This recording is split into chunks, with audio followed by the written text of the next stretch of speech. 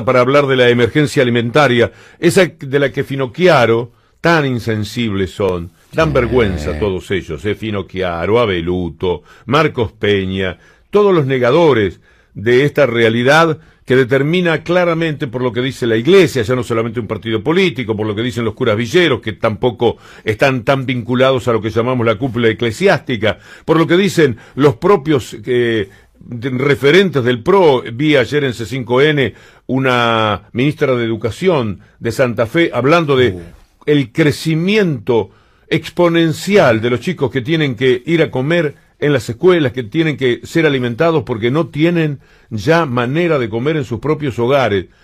Y entonces le presentás el tema de la emergencia alimentaria. Lo que te dice la UCA alcanzaría, por estadísticas. Si vos tenés 16 y 17 millones de pobres, de esos pobres, ¿cuántos no comen? Fácil es la cuenta en materia estadística. Y esos niegan esa realidad. Ayer Finocchiaro, el ministro de Educación, se sumó al coro de funcionarios negacionistas e insensibles y ridiculizó al hambre, ridiculizó la necesidad de la emergencia, dijo que es una sobreactuación de la oposición en tiempo electoral. Paralelamente, dos escenarios: el Congreso de la Nación y la reunión de Stanley y Sica con la CGT. Por un lado, se va a tratar el jueves el proyecto de la oposición para extender hasta el 31 de diciembre de 2022 la emergencia, sin consenso federal, sin el FIT. Jueves en diputados. Y por otro lado, Stanley y Sica negociando con la CGT un bono extraordinario. Siempre que veamos a esta gente, a este Finocchiaro, a Abeluto, a Garabano, a todos estos funcionarios provocadores, obradores, notables imbéciles, según expresiones de la propia Carrió, destinadas a Garabano, pero los otros están por debajo de Garabano, imagínate lo que son. Siempre que los vea, por favor, hágase la pregunta: ¿cómo fue que llegamos a tener a esta gente en el gobierno? Inútiles, grandes inservibles, y esa provocación, esa forma de negar hasta último momento una realidad que nada más está transparentada si tomamos las elecciones de las PASO. ¿Qué creen ellos que ocurrió con gente que estaba enloquecida contra el gobierno anterior, teniendo que aceptar finalmente que aquello era un estado de bienestar y este es un estado de malestar que no para de hambrearlos, de quitarles derechos, de quitarles salarios y de todo lo que ya sabemos y a veces se torna repetido en los análisis que hacemos de la política y la economía en la Argentina? Los movimientos sociales, a través del Instituto de Investigación Social, Económica y Política Ciudadana y Barrios de Pie, estuvieron analizando con un relevamiento de más de 900 comercios del conurbano el aumento de los precios de los productos de primera necesidad. Y mientras se habla de sí o no a la emergencia alimentaria, la canasta aumentó en promedio casi un 11% en los últimos 30 días, solamente en el último mes. Contemos, Gustavo Campana, que hoy la oposición presentó en realidad un proyecto que sería tratado pasado mañana jueves y que podría ser sancionado con el voto de toda la oposición. Es que algo hay que hacer por la gente, hay que hacer algo en serio, y esta gente no está dispuesta, porque para ellos, para los delicados del PRO, decretar la emergencia alimentaria es dar una sensación de fracaso. Ya fracasaron, ya están completamente frustrados ellos y frustrada la población. No hay nada más, no le van a agregar absolutamente nada. Estás perdiendo 15-0, te van a meter el gol 16. Pero ese gol 16, que vos sentís como un gol en contra, en realidad lo que va a permitir es que a esa gente que hambreaste permanentemente durante todos estos años, a los que expulsaste de la clase media, a los que convertiste en hambrientos en muchos casos, a toda esa pibada, 51% de los pibes de la República Argentina hasta 14 años, algo le vas a poder dar, algo que no le estás dando en este momento. Decretar la emergencia alimentaria, tener el coraje de hacerlo, pero no, ellos dicen no. Aparece el imbécil de Abeluto y te dice no, pero esto es es parte de la campaña. ¿Qué campaña? Si ya no se precisa campaña, si ya están completamente en la lona, abajo de la lona están políticamente. ¿Qué campaña? ¿Para qué se necesita la campaña? Se necesita que el hambre no llegue hasta diciembre. ¿Cómo pueden ser tan insensibles? ¿Cómo no se dan cuenta? Ya está.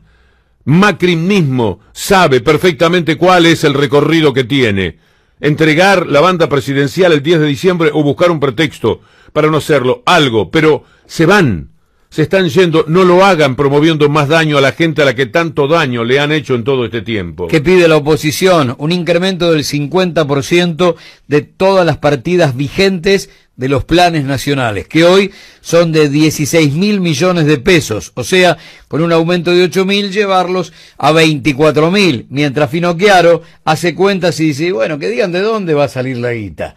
Bueno, hay un montón de respuestas a de dónde puede salir la guita y tiene que ver esencialmente con deuda externa. La guita está. Todo lo que les preocupa es lo que diga el mundo respecto a esta situación. En la Argentina decretaron la emergencia alimentaria, el gobierno de Macri, bueno, están diciendo en el mundo que el gobierno de Macri defolteó en dólares y en pesos, que el gobierno de Macri incumplió todo, que el gobierno de Macri es un desastre, que el gobierno de Macri hambreó a la gente, que la clase media perdió 4 millones de sus integrantes. Todo eso están diciendo en el mundo. ¿Qué le hace más? ¿Qué le hace una mancha más al tigre en este caso?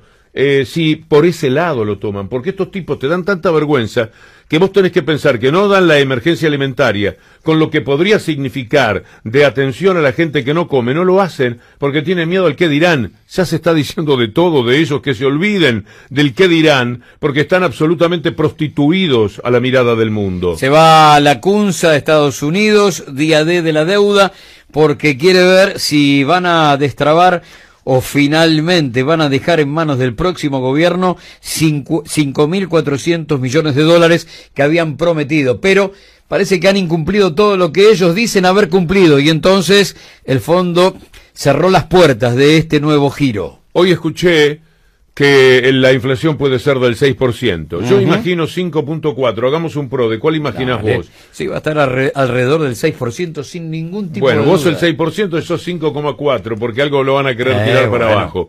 Pero dicen que puede ser el 6% la inflación. Sí. Y con esto vos te imaginás que estamos hablando de emergencia alimentaria de los que ya no comen, pero con estos aumentos brutales de los precios, va a haber gente nueva que también esté comprometida para poder comer, porque los alimentos no van a llegar fácilmente a la mesa. Los privados, todas las consultoras, estiman que será la más alta de 27 años la devaluación y la inflación en la República Argentina. Han autorizado aumentos en precios cuidados que van del 5 al 10%. Garantizan que seguramente la tasa que va a girar alrededor de las 14 categorías de productos de alimentos básicos será la más benigna, pero habrá aumentos del 5 al 10% en 500 productos de precios cuidados. Cerró la panadería de la esquina. ¿Cómo? Sí, cerró. ¿Podés creer que cerró la panadería de la esquina? En 1.300 barrios se está diciendo en la República Argentina que esto ha sucedido. Cerró Cacho, no tiene más la panadería, dijo que no puede más con las tarifas, etcétera. ¿Ustedes pueden creer que en el país del trigo tienen que cerrar 1.300 panaderías en 12 meses? A nivel nacional se perdieron 80.000 puestos de trabajo de relativa calidad, podría decirse. Son trabajos de calidad, porque además hacen alguna pasión. El que amasa pan, el que huele pan, el que está en ese mundo del pan, le toma un afecto muy especial a ese trabajo. 1.300 panaderías, Gustavo Campana, cerraron en los últimos tiempos, en los últimos 12 meses, ya cerraron más de 1.300. Esto lo contó Gerardo Di Cosco, un gran luchador, presidente de la Asociación de Industriales Panaderos y Afines de Rosario, que dice: tenemos un nivel de caída en las ventas del 35 al 40% en lo que va del año, y cuenta esto, que en los últimos 12 meses cerraron 1.365 panaderías. Ayer, mientras estaba el ministro de Educación diciendo que el hambre es una sobreactuación opositora, el oficialismo, representado por Stanley y Sica frente a la CGT, señaló que van a buscar que los comedores y todos los merenderos de la República Argentina abran sus puertas también los fines de semana. Por un lado un tipo lo niega, por otro lado otro trata de hacer malabares y genera a través de la limosna, la caridad, que los fines de semana también haya otro plato de comida donde no hay. Sobre ruedas va la crisis de estos inútiles del gobierno de las corporaciones a cargo de Macri, del gobierno neoliberal. Repitan esa palabra, neoliberal, y sientan que es una mala palabra.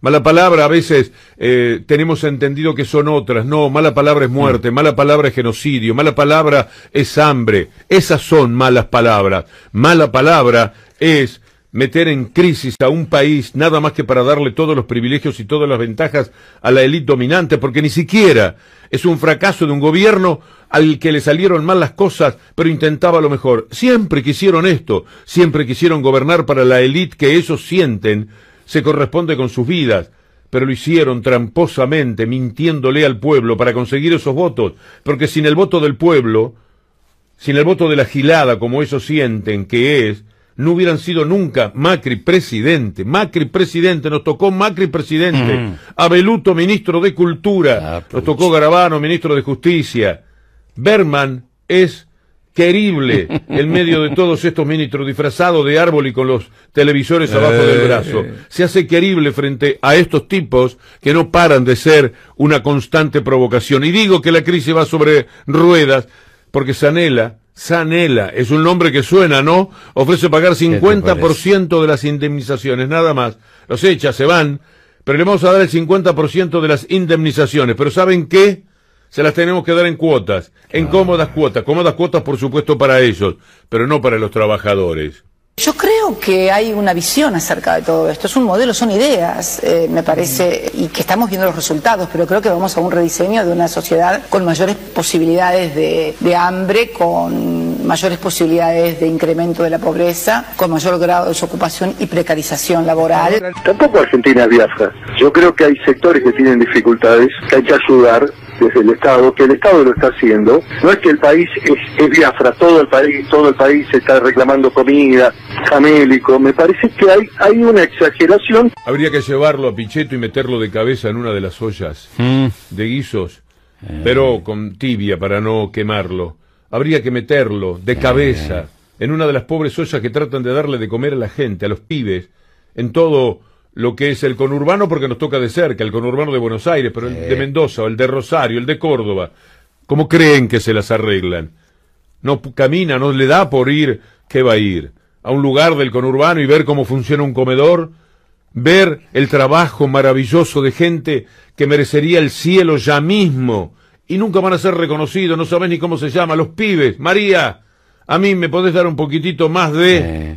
En eso están. Y Pichetto te dice, no creo que sea esto. ¡Qué tarado! ¿En qué se convirtió además ese tipo? Porque siempre fue muy despreciable políticamente para mí. A mucha gente quizá le parecía un poco más potable. Pero ahora, aún al que le pareció alguna vez potable, que lo habrá fumado como un tipo relativamente inteligente, que tiene buena construcción del idioma, este tipo despreciativo, sobrador, idiota, que es capaz de decir esto que acabamos de escuchar y tantas otras sandeces que ha dicho en los últimos tiempos, podría habernos sucedido, Pichetto, si el hambre no hubiera acosado a la gente como ocurrió en estos 2 últimos años. Pudo suceder que si no había tanta hambre, estos tipos pudieran ganar otra elección con el mismo verso de la corrupción. Pudo ocurrir que Pichetto estuviera, además de Finocchiaro, además de Sturzenegger, que ahora critica al gobierno, además de Caputo, que ahora trabaja para las empresas para las que siempre trabajó desde el gobierno, además de toda esta runfla que no se puede bancar uno, los nombrás y ya te sale fastidio, ya te sale indignación. Además de eso nos hubiéramos tenido que bancar a Pichetto. ¿Vos te imaginás el mundo con Pichetto de vicepresidente? Viaja Macri, que es lo que más le gusta, es cuando él se siente presidente, porque para otra cosa no sirve. Viaja Macri, se fue a París, se va a reunir con Macron, le va a pedir algún acuerdo, alguna cosa, versos, y firma como presidente de la República Pichetto. Con lo cual vos encontrás frente a una dupla, te hubieras encontrado frente a una dupla. De eso nos estamos salvando, pero de eso no nos salvamos en todo este tiempo. Y entonces andan todos, hasta los capos económicos andan con bronca. La línea aérea Andes debe 3 meses de salario. Y aguinaldo, el medio aguinaldo de este año, a 320 empleados, lo cuenta Graciela Moreno en Diario BAE. Devolvió la mitad de los aviones y las rutas. ¿No tenés a Macri por ahí diciendo la revolución de los aviones? Cacho, qué cosa increíble. En marzo del 2018 llegó a tener 9 aviones y hasta enero de este año tenía 500 empleados. En agosto del 2018 canceló órdenes, devolvió aviones. Ahora tienen 5 aviones, de los cuales solo vuelan 3. Tuvo que dejar de volar a Tucumán, Córdoba, Mendoza, y evalúa si sigue o no volando a Bariloche. Hoy llega a Iguazú, Salta, Jujuy, Puerto Madryn, etcétera. En el verano voló a Mar del Plata, Punta del Este y Brasil, desde Buenos Aires, Salta y Rosario. Hay un gerente que le dijo a BAE que cuando decidieron ampliar la flota el dólar estaba a 17 pesos.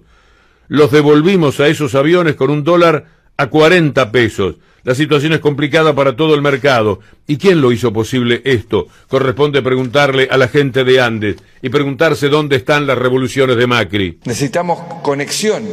Las ciudades tienen que estar conectadas física y virtualmente. Por eso impulsamos lo que llamamos la revolución de los aviones, para que cada vez menos sea necesario venir a la capital para conectarse con otra ciudad de la Argentina, para que todos los argentinos nos podamos mover por el país. Y está funcionando. Lo veo en la agenda de muchos de ustedes, la preocupación de cómo generar una nueva conectividad aérea.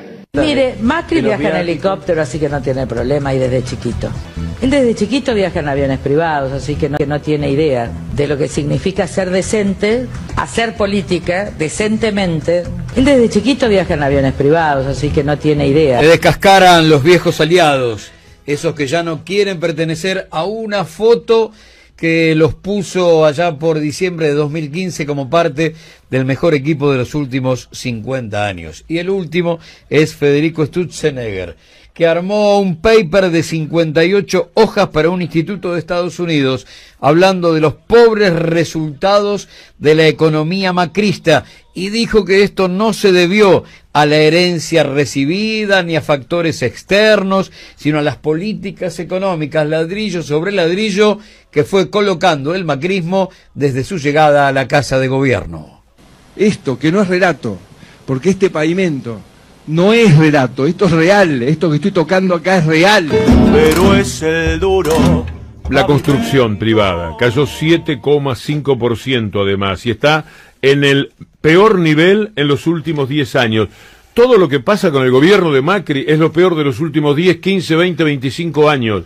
Es increíble lo que nos ha ocurrido, cómo nos pasaron estos tipos, cómo llegó a nuestra vida Macri, cómo llegó Abeluto, cómo llegó Garabano. Por favor, pregúntenselo, mírenlos a los tipos, cómo nos pasa Finocchiaro, de dónde salieron Caputo y Sturzenegger para hacerse cargo de nuestra vida. Nuestra vida, la de algunos ya está jugada, ya está todas las fichas sobre la mesa, ya jugamos las últimas fichas y nos estamos yendo del casino.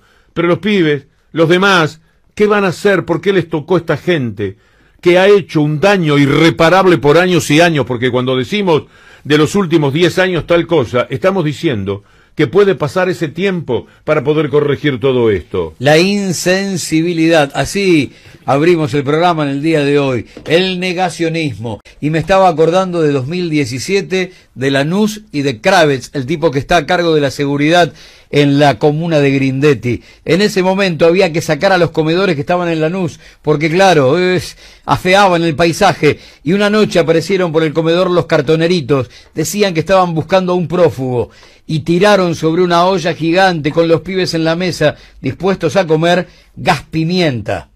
Y dijeron, tranquilos, gas pimienta sale con agua, son esa matriz. Y Tagliaferro en Morón, que da un pedazo de carne, dice, envuelto en gestión Tagliaferro, o te da cualquier cosita bolsitas que te dé de comida. En gestión Tagliaferro. No tienen vergüenza. Tagliaferro, que era el esposo de María Eugenia Vidal, y que seguramente de esa mano pudo llegar a ser el intendente de un lugar que tiene una historia macrista pésima. ¿Cómo puede ser que el macrismo se haga cargo de Morón? Claro. Gustavo Campana de mi alma.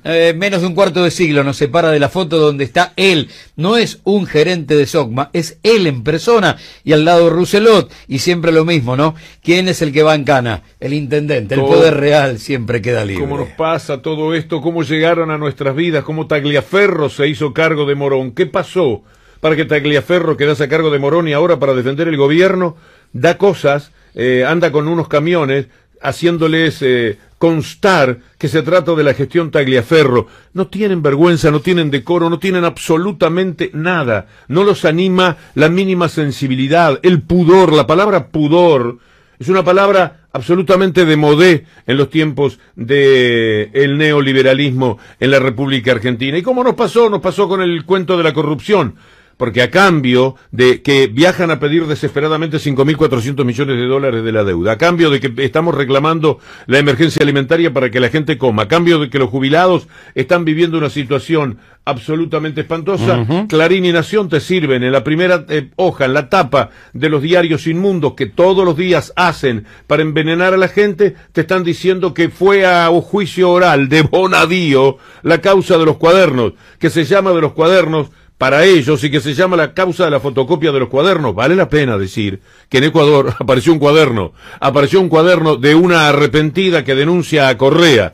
Ese cuaderno fue presentado y en la pericia, como encontraron el cuaderno presuntamente real, ese cuaderno fue periciado y llegaron a la conclusión, estudiando la tinta, de cuándo había sido escrito ese cuaderno, y la mujer tuvo que reconocer que lo había escrito hacía unos meses nada más, lo había hecho de apuro para tratar de condenar a Correa, y entonces la causa se ha debilitado por completo en Ecuador, porque los cuadernos no eran escritos sobre la marcha, sino que los escribió de memoria, como perfectamente podría haber hecho el tal Centeno, o el que los escribió, o el que se los dictó a Centeno. Sí. Tomás y escribí, después tomá la fotocopia, y andá a cantarle a Gardel con el pedido de la investigación química, la pericia que permita determinar cuándo fueron escritos esos cuadernos. Bueno, ese juicio lo mandan ahora a juicio oral de la expresidenta y otros acusados, y con eso quieren seguir tirando en el gobierno, porque otra no tienen. ¿Qué van a discutir? ¿Políticas públicas? ¿Qué van a decir? ¿Que no tienen la deuda que tienen? ¿Qué van a decir? ¿Que no hay el hambre que hay? ¿Qué pueden señalar? ¿Que los jubilados están fantásticos? ¿Que las personas que tienen una discapacidad están atendidas de la mejor manera en la República Argentina? ¿Qué van a decir? ¿Que sobran las aulas? ¿Que los pibes están de a 10 en las aulas de 40 por 40 de cómodos que están? ¿Qué van a decir? No pueden decir otra cosa que lo mismo de toda la vida, Mañeto y los Aguiar, en los malditos diarios mafiosos que enloquecieron este país para meterle el neoliberalismo, porque vuelva a preguntarse cómo nos pasó Macri, cómo nos pasó Finocchiaro, cómo nos pasa Abeluto, cómo nos ocurre Marcos Peña y toda esa provocación, cómo nos pasó Carrió, cómo nos sucede en la vida Carrió. ¿Por qué podemos estar comiendo de repente con el televisor prendido y aparece Carrió quemada de todas las maneras imaginables, con los cachetes enrojecidos diciendo cualquier disparate con la aprobación de esos medios de comunicación? ¿Por qué nos pasa? Hay que ahondar en esto, no hay que olvidarse. Caramba, yo ya no voy a estar para el próximo olvido, lo más probable, supongo, la vida se le termina a todos. No voy a estar para el próximo error eventual que se pueda cometer, porque me imagino que no se volverán a equivocar dentro de 4 años, será por lo menos dentro de 12 años, después que le pongan el país en orden, después que los pibes vuelvan a comer, después que la AUH les alcance para algo, después que los jubilados estén recibiendo una remuneración que no los haga perder frente a la inflación. Supongo que será dentro de 12 años. Dentro de 12 años van a volver porque ustedes se van a olvidar. Los que ahora tienen 20 y no tenían trabajo van a estar un poco mejor gracias a la inclusión que se les va a determinar. Van a haber comprado el autito y Clarín les va a meter que hay corrupción de algún funcionario y ustedes van a decir yo no voto corruptos. Y van a hacer la misma jugada, se lo van a hacer otra vez, porque es el camino que recorren siempre. Ustedes creen que es una casualidad que O Globo se metió con la supuesta corrupción de Lula encontrándole un apartamento que no está a nombre de Lula, que no figura a nombre de Lula, que no conoce Lula. ¿O ustedes creen que es una casualidad que a Correa lo estén persiguiendo por presunta corrupción? ¿O fue una casualidad que a Evo Morales le inventaran un hijo? ¿O es una casualidad que a Chávez le inventaran también todas formas de corrupción? No, es una práctica política intencionada que trabaja sobre la mente de la gente a través de los medios, que es el más importante atributo de poder que tienen en este mundo tan mentiroso que se permite robar las minorías a las mayorías, porque las minorías son muchísimo más fuertes que las mayorías. Hablas del engaño mediático judicial en Argentina, en Brasil, en Ecuador, en Bolivia, en Venezuela, antes para terminar con un presidente de manera express en Paraguay. Pero fíjate vos, Brasil, que termina con una presidenta en funciones que acababa de ganar las elecciones a través de un impeachment vergonzoso y después mete en cana al mejor presidente de toda su historia. Ayer se dijo que va a privatizar todas las empresas estatales. Hay que apurar los tiempos políticos. Bolsonaro es una vergüenza continental cada vez que abre la boca o que aparece cualquiera de su familia. Ayer, al borde de su cama, su hijo mostrando cómo llevaba una 45 en la cintura. Todo es una enorme vergüenza, pero esa vergüenza va a privatizar a todas las empresas estatales de Brasil de manera rápida y furiosa. Es una manera intencionada de mostrar que tenía el revólver atravesado en la cintura, porque te cerrás el saco y ya no se ve el arma. Ellos quieren que sea así, ellos quieren constantemente intimidar, porque si te tienen asustado, si te tienen con la cola entre las piernas, pues entonces te tienen dominado. Todo lo que pasa en este mundo es una forma de avanzar hacia la dominación de esas mayorías. Todo lo que ustedes vean que los invita a la soledad, al individualismo, al encierro, a creer que el mundo está adentro de una computadora, a ver viajes adentro de una computadora, a ver paraísos dentro de una computadora, todo lo que los lleva a eso, todo lo que les inventan, de alguna manera es para generar un divorcio de lo colectivo, átomos sueltos cada uno de estos que no pertenecemos al mismo tronco. Eso es lo que hacen con nosotros. Es la única manera que ellos pueden mantener el dominio total del mundo, porque yo digo, yo ya no voy a estar, pero algún día se va a dar vuelta en serio la tortilla, y no tendremos que asistir a este mundo tan injusto, tan desparejo, tan desigual. Y de repente te aparece Mario Negri, una vez más, como lo hizo tantas en estos últimos 4 años, y desvalorizando la posición del pueblo frente al voto, dijo, al Barcelona se lo dieron vuelta cuando estaba ganando 3-0, como si esto fuese un partidito de fútbol. Muy modesta tu carta, Gustavo Campana. Negri ya es un mamarracho reconocido por cualquiera. Yo tengo una carta que me parece superadora. Sturzenegger hablando mal de este gobierno. Sí, ¿A vos te parece interesante eso? Me parece que ese, no te digo las de espadas, pero por lo menos ese las de basto, de la falta de decoro, de la desvergüenza, de la criminalidad económica de estos individuos. Sturzenegger, las Levac, millones, miles de millones de pesos que se esfumaron, que se escaparon, que se fueron. La timba, que fue la única inversión que hicieron los que vinieron, compraban esos productos, como ahora las Lelic, y como el gobierno le dice, eso sí, se la llevan cuando quieran, ustedes ponen esa plata, entonces nosotros podemos hablar que hubo inversión, que es lo único que nos interesa, hablar de que hubo inversión, no que haya habido inversión, y se llevan la plata muy tranquilitos, cuando quieran se llevan la plata. Sturzenegger le hizo un inmenso daño otra vez a la Argentina. Sturzenegger es un tipo que resucitó de los tiempos en los cuales en el equipo de Cavallo había llenado de miseria a los argentinos en el 2001, el tipo reapareció. ¿Se dan cuenta que nos olvidamos de las cosas? ¿Cómo nos pasó que volviera Sturzenegger? ¿Nos quieren decir?